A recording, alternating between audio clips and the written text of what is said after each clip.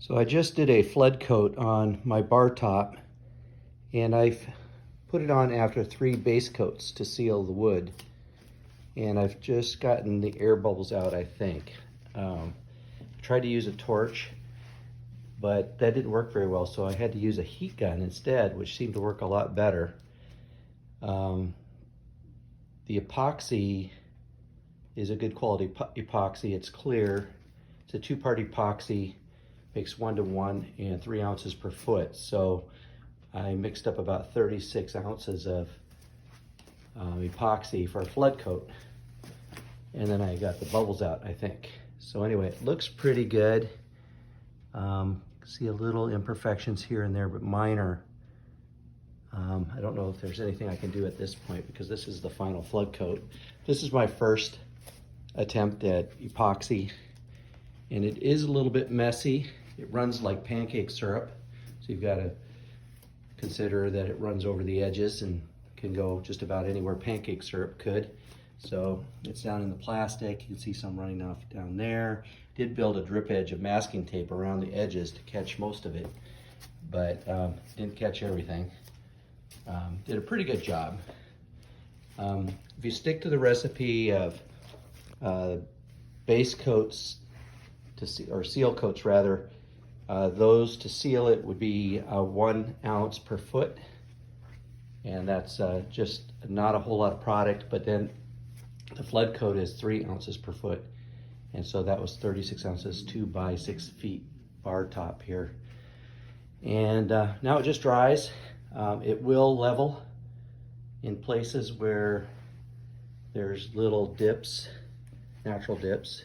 Most of those I've sanded out, but it could call for a little bit more epoxy in some of the little dips and things that are natural dips in a piece of natural wood. It has the live edge, sealed very nicely, I think, and I think it looks really good. The live edge is looking good, I think. I think it'll be nice to go on top of the bar. The really cool thing about this piece of wood, it's a nice piece of wood, was only $75 at Lowe's. They had 4 pieces. This was the nicest one I picked out. I was a little surprised to even see this in their collection of woods and such, but I was able to pick this up relatively cheap. And I think overall the bar's costing me a little bit more money than I thought it would. But overall, I think it's still a good deal. If you go out and buy a bar, you're going to spend anywhere from $1,000 to $3,000 on up for a bar, a good quality bar. I think I'm building one in the, in that range, so I've spent far less than that. So it's my first attempt. I did, for my birthday, get a miter saw out of the deal. So my birthday present for my family was a miter saw. And so I did benefit from that. I'm not including that in the total cost of building this because I plan to build other things now because I've had some fun with this. So I think I'll be trying my hand at some other furniture pieces. Don't know what I would make exactly yet, but I need to put that miter saw to work. Anyway, that's my bar top, and I'll take some pictures of the final product after I get this on top and mount it onto the cabinet and put it in place. Oh, by the way, it's going over here. This used to have a bar. I ripped it all out and put this tile in, but there used to be a bar right here, and it was too tall and it was ugly looking, so I ripped it out. And so I'm going to be replacing the new bar in this location.